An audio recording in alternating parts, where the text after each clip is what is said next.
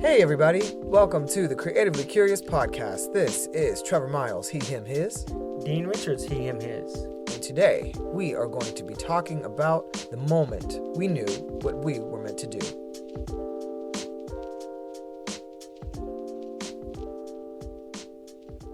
Dean, who are you?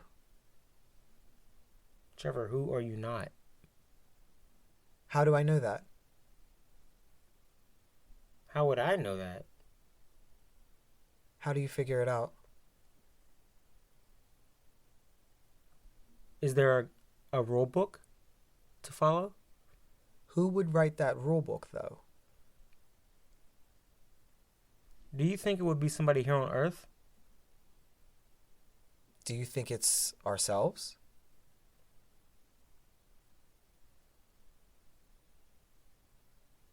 But we don't know everything, so who can we ask from the outside? Why do we need to ask someone from the outside? Why is it an assumption we have it within? Can't we create it? Can we destroy it? Can we cultivate it? What are the components we need? And that is something we very much would like to discuss with you all today. What are the avenues that you've taken to discover who you should be, who you were meant to be in this world? What was the moment that you knew you were doing your destiny job? But what if you haven't found that yet? We want to talk about that today. Dean, you know I'm going to throw it back at you. I must. I'm just curious, what was the moment that you knew you were doing what you were supposed to do? If I can, I'd actually like to alter that question. Is it okay? Go for it. As long as I can remember, I've loved working with youth. But I'd actually like to fast forward a little bit from that point, because the time at which I was doing what I knew I was meant to do, which is working with youth, it's a little hazy for me. I just know I loved it. I don't remember how that started. So I'd like to actually speak about a time when I knew what I was meant to do going forward. Can we talk about that? That sounds amazing. My goodness. Okay. Thank you. For a bit of context, I will tell you that, growing up, I wanted to be an middle school teacher for the longest. I wanted to teach 8th grade algebra. Who would have thunk it? Don't know where that came from or why, but it is what it was. Going into college, I therefore started out my first year at LaSalle University in Philadelphia, majoring in elementary education and special ed, on the track to become a teacher. I came back after my freshman year at LaSalle to Pittsburgh to go to University of Pittsburgh. I transferred there. It was sometime into my career at University of Pittsburgh that I realized, elementary education isn't a major here. You have to declare general studies as your major and then go a full 4 years on undergrad and go one extra year in graduate school to then get a certification to teach.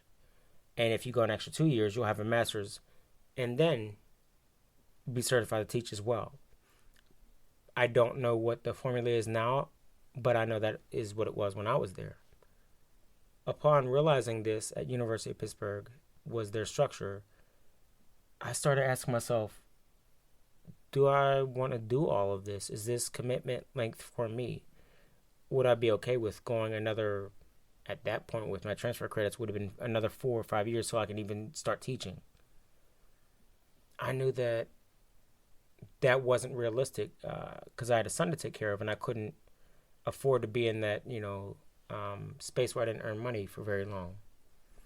So I was open, and I want to be very clear about that and take note of that. I was open to seeing what opportunities are out there. If you're not open to seeing what's out there, then you never actually learn what's even out there. So one day I was standing at an advisor's office. This is back when they had paper copies of things. And I was waiting to meet with my academic advisor to sign up for courses.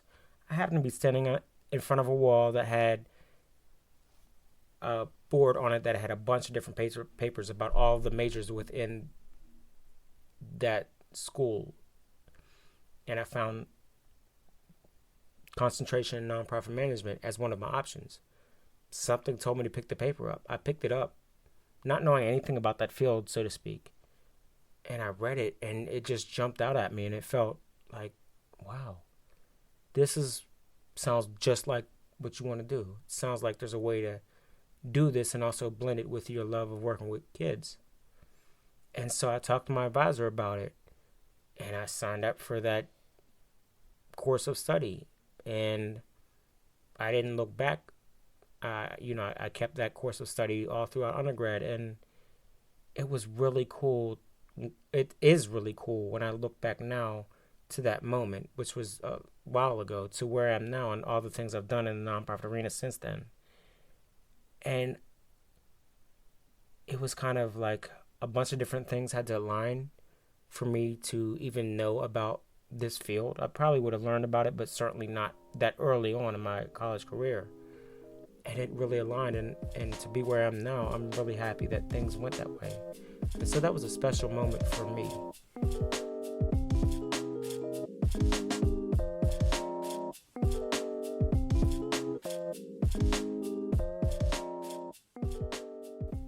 That was special for me because it taught me that if you can be open to new experiences and a new way of looking at things, then sometimes you'll get a better reward than you ever would have gotten had you stayed on that path that you were on and been so bullheaded and stubborn to not see anything else. And you will have, in some instances, missed an opportunity to really, truly discover your talents, the things that you enjoy in life, and your ability to have an impact on the world coming from a place of, hey, I'm happy. I want to spread this happiness because I figured out what makes me happy. You would have missed all of that. And isn't that the point in life, to make the world a better place than it was before you came? I like that mention of we should explore different things, be willing to mess up at new things, be willing to be great at new things that you hadn't tried before. There's more than just scrolling online looking at different job titles. Go talk to people who do those jobs. Go see what it is to have that career. We get very stagnant, and I know there are a lot of people who maybe don't know what they're meant to do, to make the world a little bit better than it was when they arrived. And the world is getting better, I think, question mark. But I do see a lot of people not contributing, but it's not because of laziness or it's not because of lack of access. It's because some people simply don't know, what am I good at? Or I'm good at this thing. How do I do something with it? I love braiding hair, but where do I go with that? I know a lot of people who love working on cars, but they're like, oh, I need to, if I don't have an uncle or a friend who works at a dealership, like, I don't know what I'm supposed to do. Those are skills. Those are talents. I cannot do hair, y'all. I need mine done. So, Mr. Dean, for the people who kind of have an idea or an interest, but don't know how to, I don't want to say capitalize on that. I want to say maximize on that. What should they do? To people that are younger than I or Trevor, I think one thing they can do is, if you're in high school or you're in college and you're in the space where you might be required to do an internship of some sort, I think just trying something out that you were interested in, but not quite sure if you want to do it. I think doing an internship at that trial stage in your life will really tell you really tell you a lot about yourself. Sometimes it won't even be an experience you like. Sometimes those internships, which could be paid or unpaid, turn out to be miserable, and they actually turn out to be a process of elimination. You find out knowing what you don't want to do instead of what you want to do. So like sometimes process of elimination itself is worth its weight in gold. I think for people that they have to work a 9 to 5 and they can't afford to be doing an internship. They can't afford to do substantial things that don't make them money. I think everybody can squeeze out 4 to 5 hours per week. Squeeze out 45 hours trying to volunteer doing something that you're interested in, but you've never actually done, and see what it feels like. Or if you're not volunteering, if you can't, because of COVID, if you can't go out and do those volunteer things, make it a point to talk to people who work in that field and have that job and see what their experience is like, to give you a little bit more of an inkling on what it might be like for you. Also, I would like to add, check out different specials in college and in high school. See what the special classes are that are available. Don't just choose the ones that all your friends are going to be in. Everybody obviously puts gym, but that's actually a really great place to find out a little bit more about something that you might not have thought of. I definitely found out how much I enjoy different types of fields, if you will, like psychology, like history, in college, because I was taking some specials that had interesting names. I was like, what is this? Specials being electives? Electives. I keep saying specials. Thank you so much. Electives, y'all. And in high school, it's like, oh, yeah, what special you in? But electives, thank you. Yeah, that's a great way to learn a little bit more about a field. You only have it for a semester, Maybe your school will offer it for half the year or the entire year if you have enough courses in it. But, that's where you find your love of a language. That's where you find your home economics, or computer-aided drafting was a special where I was in school. Well, tech school, if you will. But that was for half of the day. Like, that was a really cool way to immerse my friends in drafting and baking. I used to hear them come to the lunchroom and talk about that stuff. And I'm like, what? Y'all baked all day? That's really cool. Like, I sat in math. So, like I want to go. Right. So, that is another way to do it for younger listeners, please. And sorry, you made me remember this based on what you just said. I listen to other podcasts, and I hear a couple of them giving out promo codes to a month free subscription to Skillshare. Skillshare is like this site that has a bunch of videos from professionals in a variety of fields, and you can just educate yourself on how to do something. It's another way to learn. Talk about educating yourself on how to do something. If you are someone who maybe does not live right near the city, right? Or maybe don't have steady transportation, or you're like, I don't know where any of these firms are, but I really want to do law, or whatever it is that you're after. YouTube, right? Internet.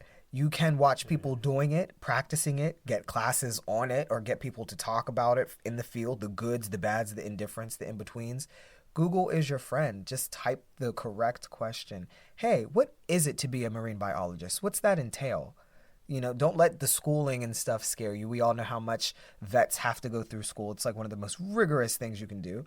But you can start off as a younger person, watching it online, watching documentaries about it, seeing if it's actually what you want to get into. I joke with a lot of people. I used to really want to be on Good Morning America with Robin Roberts and Diane Sawyer. It was my dream. It was my goal. I was supposed to be at the desk with them. And then in my first semester in college, I was taking some broadcasting classes. And I realized it's not my thing. Not at all. Because I learned quickly what the field takes. And it was amazing that there were broadcasters and people who work in the media field teaching my classes, so I could go to them and ask those questions. Like you said, ask people who do the work. I was able to ask, well, what is it like when you have to, go shove a microphone in somebody's face and their house is on fire? And to get that feedback from somebody who's had to do that, that's so, you can't trade that. You cannot trade that knowledge. So talk to people who do the thing that you want to do.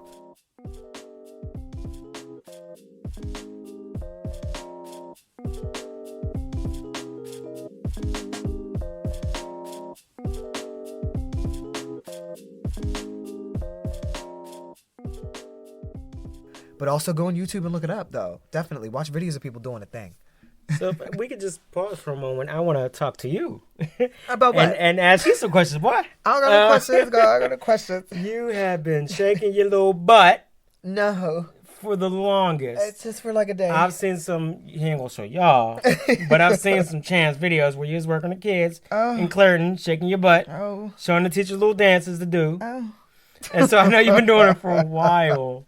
Yeah. What questions did you ask yourself when Mm-hmm. you started Chance? You never in a million years probably could have imagined that Chance would, working with high school students in a dance group would turn into what TCDC and Trevor solo performances have become. Mm-hmm. So there had to be something in you that made you go from I'm doing this with Chance to this is where I see it going. Otherwise, you wouldn't have stuck all the way along to get to where you are. So, what questions did you ask yourself to determine whether that was for you? And if it was for you, what it needed to look like? The number one thing I ask myself before I do any job, any assignment, anything that presents itself to me, is this making me happy?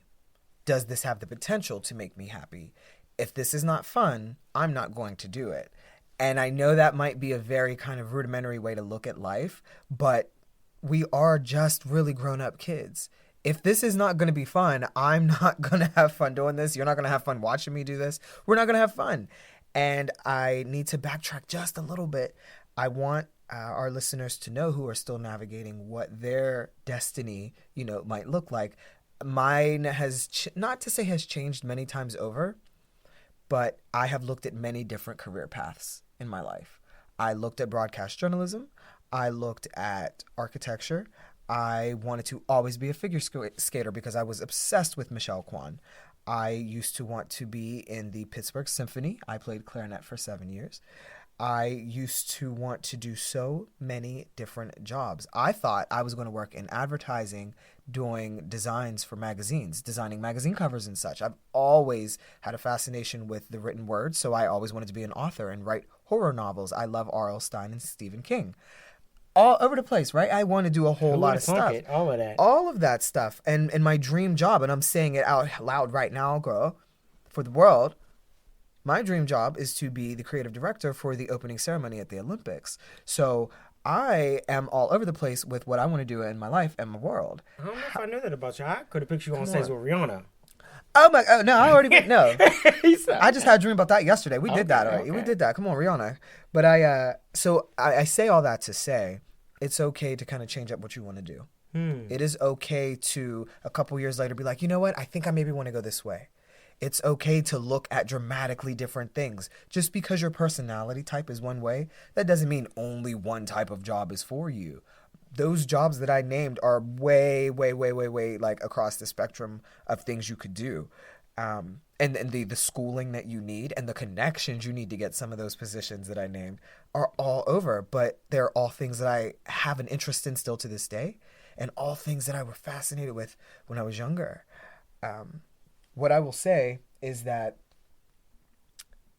one thing I do notice all of these have, sort of, kind of, is they're all artistic, they're all creative, they all involve people.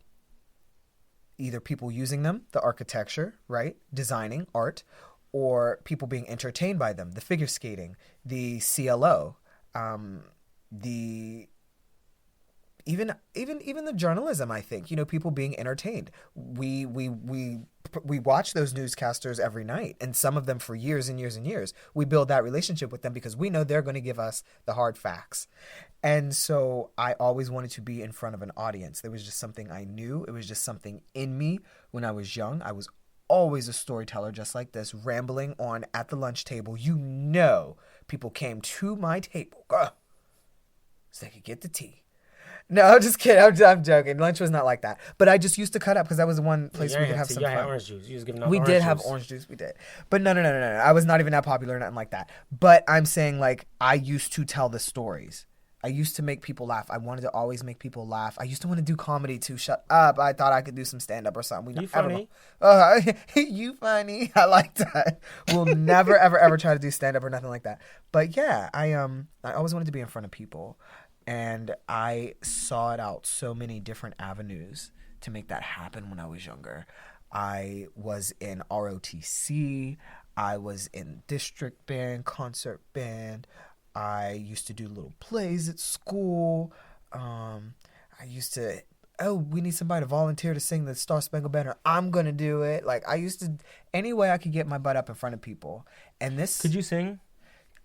You know, ABCs and stuff, you know. But you had courage to try. Okay, come That's what on, you got counted. courage That's to what try. counted. You need Look, courage. Get the courage. I say all that to say, you mentioned me, you know, shaking my butt and doing my thing. This actually started when I was about 12. I used to, my cousins will laugh when they hear this, but I used to force them to dance with me in the living room. And what I would do, we had a group, it was a dance group called TDJ for the first letter of all of our names. And we used to pick my favorite Missy Elliott and favorite Britney Spears songs, mostly Britney Spears. And we used to have concerts, and I would sell tickets to these concerts to my family members to come in the living room and watch us, and they better. And it was amazing. You hear the better in there, like I used to force people to come to my concerts. And that was my love of watching, like I said again, Missy Elliott and the choreography in the videos. Seeing Britney move the way she did, I was like, yes, I'm a slave for you, I guess, whatever. Let's do that. That's Snake. And so I wanted to do choreography. There was something that I always loved about the synchronization of it. And that's when I fell into JROTC and loving drill team and rifle marksmanship and color guard. What does things like that. JROTC stand for? Junior ROTC. That is the nickname I've heard people use. Look, I don't know. But even if you don't know the news, why don't I know? I'm sorry, I didn't mean to expose. Period. You called me out in front of everybody, girl. I don't know. So, tell us about the essence of what is it? Yeah, it is a junior army program, if you will. It teaches you discipline. It teaches you camaraderie. It teaches you the importance of structure. We had to do our salutes in the morning. We did push-ups if we had gum in our mouth. And you know I stayed doing some push-ups because I always had my gum in my mouth. Miles, spit that gum out. Oh, man. Can I call you Miles? Miles, they call you by your last name. And I remember I had my battle dress uniform, and so you had to keep your stuff real nice, real crisp, because you're getting graded on like your appearance. You know, where are your hashtags and or your hashes, excuse me. You think of social media, where your hashes, the emblems and such. Private first class, XYZ, those things. And I liked rifle marksmanship. I was one of the best shots, no shade, but I was definitely hitting that target. People wasn't expecting it from my little tail. I was like, I know how to do this. I'm out here. And I love drill team for the competitive aspect. I wanted my platoon to be the best. We were going to be the best. And we won a competition here in Allegheny County. And then they sent us to the next level up in New York City. And it was amazing. And we got to go stay up in Jamaica, Queens. And that was my first time going to New York at 15. And we got our tails whipped. Those schools up there had 600 students apiece. Their squads were massive. We went up there with like 20 people. So, yeah, we got beat real bad, but, like, it was a growing experience.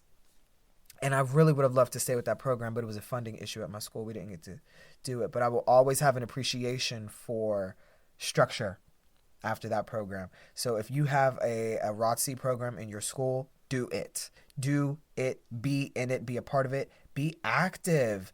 Exercise. And be family. It makes such a family. And I love that. I love how close I got I met some of my best friends in that program because it just creates that type of structure. You don't get it done unless you have each other. The team building exercises was off the hook. Oh my God. It's like the physical version of Public Allies. It really is. It really is. I'm good. Yeah, right. Like we had to lift each other over nets and stuff and like obstacle courses with the team. Like it was intense. But yeah. So I say all that to say, I like to be in front of people at that young age.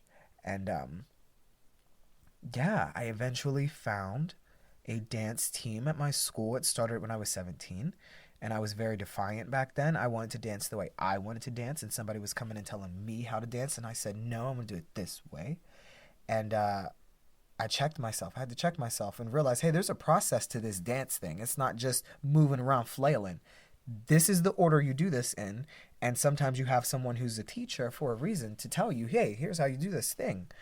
And I was like, all right, I don't understand. These styles are weird. This is kind of weird on my body. What is West African? What is modern? Why are we dancing like we're in the Matrix or something? This is weird to me. I was very that. But I followed. I actually had my teacher storm out the room one time. She was very frustrated with me because I was not paying attention. But then I was like, all right, let me not be a butthole. I never made a teacher walk out before. So, right.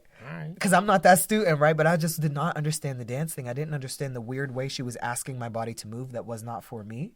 And I'm saying that because I know there's a lot of students who feel that way. Hey, this content is something I'm not getting. I don't understand this math. What is algebra? Or social studies? I don't know anything about continents. Like, I get it, but there's a reason the teacher's telling you these things. Try your best to dive into that content. Maybe look at that content a little bit of a different way. So I started to look at her movement a little bit differently. And I thought, okay, I'm going to take this as a challenge. I don't like what she's showing me, but let's see just how good I can do it though. I'm going to try. I'm going to memorize every step she's showing me, and I'm going to execute it perfectly. I'm going to show her. And so I kind of made my own little mini competition out of it. And I learned the moves. And it was time for our show. And I did so good. And so me being defiant in that way actually really worked out for me, because I learned what she always wanted me to learn in the first place. And I actually found some things that I ended up liking. Sometimes we're introduced with content as students that we're just like, what? Trust the process. I know I battled that phrase in the past, right? Trust the process. What's that? Sometimes it's there. Sometimes there's something above you working, and you just got to let it work its thing out. And it might not make sense to you in that moment, but that's when I knew what I was supposed to do. When I started moving on stage, and I'd been on stage in many different capacities, but when I started to move from my body up there, that was it. That was just it. I was 17, and yeah, the audience applauded. And I was like, for me, like, I did that because I thought I did it, but like, y'all telling me I did that? Oh, well, I guess I did it. Well, I'm going to do it again. And I just kept doing it again, and I ain't stopped since. And that's been a whole lot of years, I'm not going to say. It's been a lot of years.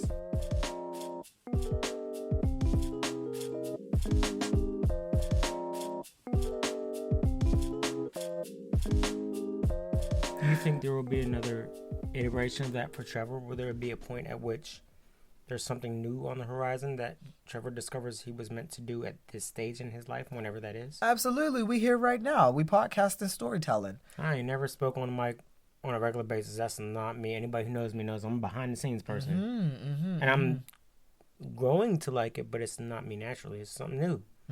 I agree. This is new. However, what we have to remember is that anything new that we're trying to put new in quotations, it ties into skills we already have. It ties into interests we may have already had. I've never done something like this, but I love to storytell. And just because I'm not using my body, that doesn't mean I still can't tell stories and communicate some ideas. Same thing, just a different way the vessel's working it. Same with you. Quite creative. Amazing question asker. And what is it? Creatively curious. You ask stuff and you want to know about the world around you. That all feeds what's happening right here, right now. So brand new endeavor, right? But our skills feed it. So you may have skills, listeners, right? That you don't know what you could even feed with those skills. Explore that. Me and Mr. Dean, we just starting this podcast off. We don't know nothing about no podcast, but we here. You know, we watched a bunch of videos. We watched a bunch of videos, trained ourselves, figured out what we wanted to do. But we're unique. We're not going to copy anybody. Come on now. No, you know, I got time for that. I don't do all that. No, original. But yeah, really think about what skills, what traits you have, what talents come from a different job or a different thing that you've done. Even a hobby. Hobbies can definitely get someone paid. I know many people who draw and get commissions down. You can get paid from drawing. It is not a hobby. That is your gift. And we have to give our gifts to the world. It's our duty to give our gifts to the world. And even the video game players, right? Like, if you do something that you feel like, oh, this doesn't help other people. No, there are individuals who love watching people play video games. If you're amazing at that, be a video game tester. Be a video game designer. That was another career I wanted to do. There's a school in Florida that is for like video game design, and I wanted to go write stories for it. I can't draw. I can play games okay on the easiest difficulty because, like, duh, I'm not playing like super insane mode or nothing. But I was like, no, my writing skills, my storytelling skills can still be in this field. Look into the field that you think you're interested in and see the different positions in that field. It might not be the CEO, right? It might not be the HR person. It might not be the accountant there. What else do they have available? You have to take a look, though. Research. And you know what? I want to say something that might be a little controversial, but I want to make sure that we add this. Um, some people may not have certain resources. Some people may not come from an environment that allows them to feel like they can engage in lawful activity. There are young people out there who are drug dealers. Let's just be honest. And society tends to shun them and make it seem as though they have no value because all they do is deal drugs. I do not promote the dealing of drugs or selling drugs. I'm not saying that at all. So please hear me clearly. I'm not promoting that. But if you're honest about it, being a drug dealer requires a lot of transferable skills. I would imagine that being a drug dealer, somebody who is a drug dealer could be a great accountant if they apply themselves in the right direction. Because that all those kind of mathematical skills and managerial skills, that it takes to manage resources, there's something to that. So I just want to be clear in that even though it's not a drug dealing, for instance, as an example, is not a life to glorify, it doesn't mean the individual does not have any value and cannot do anything with their current skill set. Insert snaps here. I love that. Insert snaps here. I absolutely agree. Everybody has a gift. If you're a babysitter, it's not a babysitter. You're a caretaker. If you are a baker, you're not just a baker. You are a baker and a chef, and you make people's weddings happen, right? You make people's graduations happen. Like, okay, if you like to cook, we eat out here. We eat. So no matter what you do, for me, if you dance, you entertain. You wake people up. If you're like Mr. Dean, right? You like to ask questions. You wake young minds up in the classroom. Like, you make them think differently about their world and what role they play. We all have gifts. So I'm not going to say you know what your gift is. Go with it. You know what it is. You may not. But hopefully some of the things we talked about today can help you kind of dig a little bit deeper into yourself and excavate some of that, because you do definitely have a skill. You're on the planet. You have a skill. Something you do is really, really, really cool. You're really good at something and better than other people are at it. And somebody will pay you for it one day. And somebody will pay you for it. That's the thing. Like, I can't sew, right? So I have to sometimes pay friends to, like, hem pants and stuff for me. That is a skill. Like, you can get paid. Anything you can do really well. So cultivate that. The word is cultivate. Look through yourself, for yourself, and cultivate your gift and give it to the world. For sure, give it to the world. Get that coin, but give it to the world. I like that. For sure. I think that sharing a gift is a beautiful thing, and I hope that for our listeners today, we were able to get them to think about what their gift is and who they're going to share it with next. I really hope they're encouraged to do that, and if you all want to reach out to us and let us know about that process, I would love to hear your feedback. So I thank you, and I'm sure my co-host, Trevor, thanks you. Please, we want to hear from y'all. Come on. We appreciate you for sticking with us and allowing us to tap a little bit more into our gifts as we are doing this podcast. Thank you. Thank you, and we will see you soon. I always say see you, and then, like, we kind of will see you, but then we won't see you because it's, like, virtual. But, like, we see y'all. Like, we see their hearts. Right. That's right. what We see y'all's hearts. We see y'all's love. We love y'all. We're going to go. Okay. Bye. Until next time. Bye, everybody.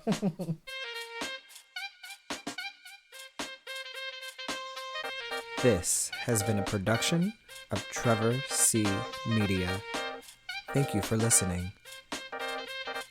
You can find more Trevor C. Media content on Apple Music, Spotify, YouTube, Instagram, Facebook. Did I mention we were on Twitter?